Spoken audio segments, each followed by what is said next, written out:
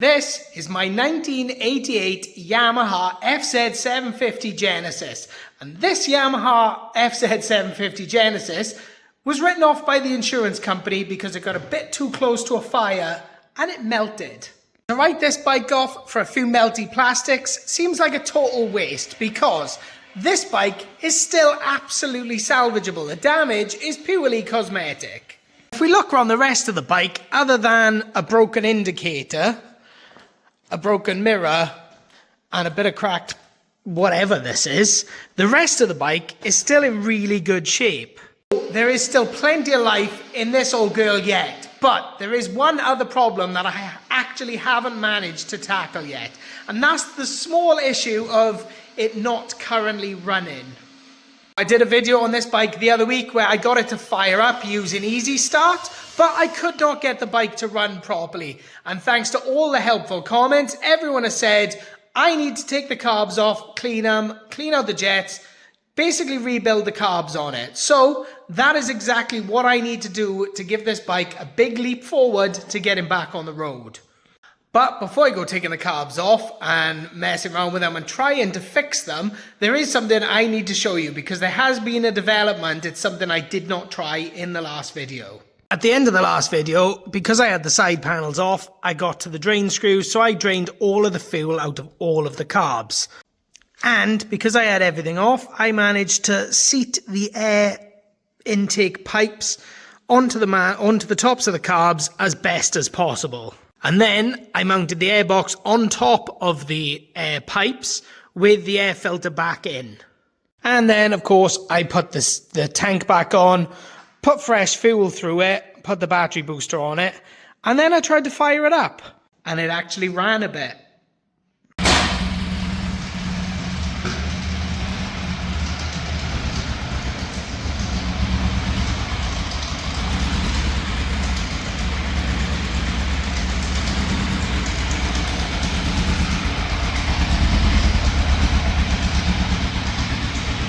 What it now has is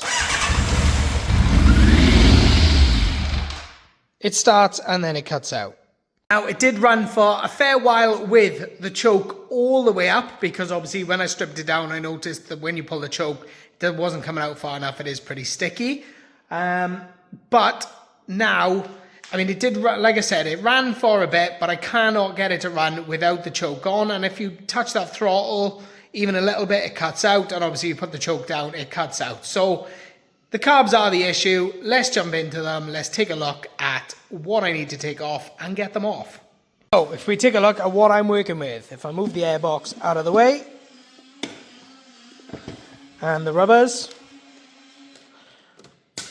we have got 4 carburetors on a fuel rail. I could be wrong, but I believe I need to take off these cables here, or this cable attached both sides, not entirely sure. And then there are some double Jubilee clips that hold the carbs onto the manifold. And there's the fuel line, which is probably easier to take off from this side. Might leak a bit of fuel, but we'll just do that anyway. Okay, bit of a fast forward. The carbs are off. They're in a bowl behind me.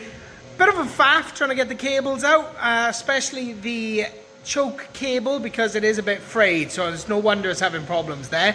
But looking at the carbs, they are filthy, and if the inside is anything like the outside, then that is no wonder why that bike is not running properly whatsoever.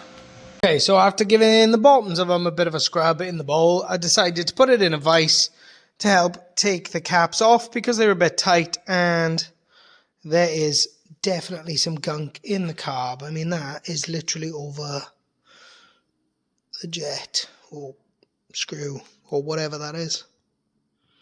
Is literally chunks of whatever that is, like a dusty powdery stuff inside the bowl. So it is absolutely no wonder that this thing is not fueling properly. Okay, with all the caps off, you can see it is a similar story for each carb bowl. They are filthy on the inside, which means the jets are probably all clogged up, and that hopefully equals why it is not running properly at all. So obviously all the end caps are pretty filthy. I am going to give them a dunk in the ultrasonic cleaner. They're going to go on over 60 degrees for about 30 minutes. We're going to see how well those clean up. And then obviously I can see how the gaskets are and if it's worth putting new gaskets in. I may just do them anyway because I've already got the gasket and kit. I have already done the jets. I've used loads and loads of carb cleaner. I've also got my little carb cleaning brushes and wires. I've gone, through the jets, through the holes and things like that to make sure everything is clean and unblocked. So I'm thinking it was just all the gunk and all the whatever, the old fuel or stale fuel, whatever it was, that was just clogging up the jets. But they're all nice and clear. So hopefully once those are done in the ultrasonic, I can put that back together, put it on and see if we can get the bike to actually run. While we wait for that, I got two other fixes I need to do, because in the box here, I have a new mirror to replace the one that I broke on this side when transporting the bike, and I've got a new indicator for just down here, because that one, well, I assume that was damaged before I picked it up. I can't really remember. Nice and simple on the mirror, you've got two Phillips screws. We'll just take those out.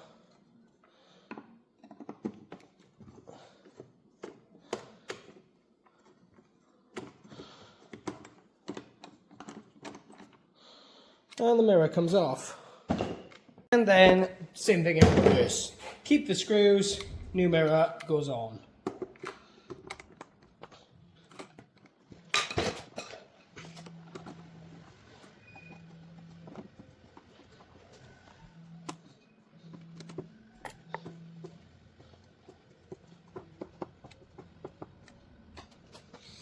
Nice and simple, that's done. And that looks so much better than the old one. May clean them screws up a bit actually, and I'm probably gonna change this one at a later date because they don't quite look the same. Now it's a shame I couldn't just replace the glass and keep these two the same, because that is a genuine Yamaha part and these aren't, but you can't really get those up. I couldn't find genuine Yamaha ones anyway. To be fair, the old one was all scuffed up anyway, so the new one does look way better. New indicator in, and so satisfying. Bit brighter than the other one. That's annoying. This one considerably floppier compared to the other one. It's not because I haven't tightened it, it's just made with a cheaper material. I'm removing the old indicator. Somebody had obviously done these themselves at some point. I don't think that is factory, and the crimps actually come off, so I'm gonna have to put new bullets and covers on there so that I can plug this in and then the indicator will work. Okay, so nice and steamy in here. The water looks pretty filthy, so hopefully a lot of that gunk and stuff has come out and these are looking clean. So, I mean, it got most of the gunk off of the outside of the idle screw. Pretty happy with that. That's cleaned up quite nice. Now, did have to scoop these out and clean them up by hand after coming out the ultrasonic cleaner, but they are now looking considerably better. And that one. Okay, so another fast forward. Carbs are back on, throttle cable's all connected, choke cable is all connected, everything is working the way it should. I mean, the throttle's not quite snapping back because the cables are all gummed up and sticky, so I can't really deal with that right now because obviously I want to make sure this thing actually runs first. So obviously we've skipped forward to this point. All I need to do now is connect the battery and the tank, get some fuel through it, and then we'll be ready to hit the button and see if it actually runs now. Okay, we are reassembled. The battery is in. It is almost moment of truth time. When I hit this switch, the fuel pump is going to start priming and filling those carbs back up with some good fuel. And then we're just going to hit the switch and see. So, fingers crossed, we're about to find out if it runs or if I've done a terrible job and the carbs are now leaking everywhere. So, let's go. You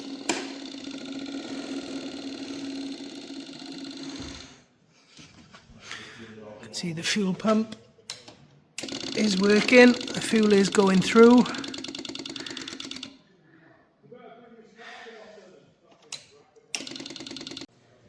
Make sure the choke is fully out.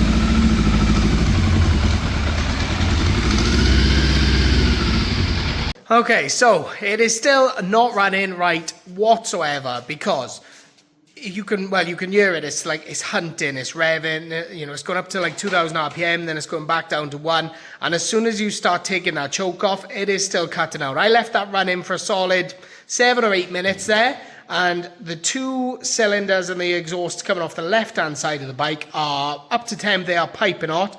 And the ones here on the right-hand side of the bike, well, you can touch the engine. I can literally grab the exhaust. So it tells me these 2 cylinders are not firing. So is it still a problem in the carb, or could it be not enough, no spark? Thought is that these cylinders are not sparking, and it could well be the case because obviously the fire damage happened on this side of the bike. There is an ignition coil just here, and that connector has got a bit melty. And I say a bit melty, it is, you know, it's pretty knackered. So could there be some damage in here which is causing this not to spark? Or have I just not done enough of a job in the carb and there's still a blockage, meaning the fuel's not coming through properly, so it's not sparking at all? Because obviously these exhausts they've warmed up a little bit, but they're not too hot for me to touch them, which they should well be by now because my dad just burnt his fingers on the ones on the other side testing them out. So on second look with these coils, so this side goes to, we'll call it cylinder 2 or 2, second one in from the right, but this one goes to the one all the way over on the left, and that one is firing. The exhaust is hot that side, so perhaps it's not damage in this and it's still in the carb. I am not really sure right now. So frustrating. I am pretty much back, well, not quite square one, because it does kind of run now, whereas previously it didn't. I mean, it is only running on 2 cylinders, admittedly, but I mean, that's progress, I guess. You know, I've changed obviously the mirror, changed the broken indicator, so we are taking steps forward rather than just sitting where we are. So it is coming along, but there is still a big problem, and I'm not really sure what's getting to the bottom of it. I think what I'm going to have to do is take the carbs off, and instead of having them here where I'm limited on time, take them home so I can just work on them in the evenings and make sure everything's clean and cleared and unblocked, and obviously get them back on the bike and see if that fixes the problem. But that is all going to have to happen in another video because I am low on time this week. Hence why obviously we've been cutting forward. I've just been doing things rather than filming it all. So I do apologize if anyone wanted to watch me fully strip down the carbs and try and, you know, clean out the bowls and everything, because obviously I didn't film any of that and I'm probably not going to. So like I said, progress is being made. So if you've got any ideas about what else could be causing the problem, then please let me know in the comments. If you did enjoy this video or what you've actually seen in this video, then make sure you hit that thumbs up button, and obviously do not forget to subscribe to the channel so that you don't miss the future of this bike and some really exciting things that I've got coming up in next week's video. So until then, thank you so much for watching, and I'll see you next week.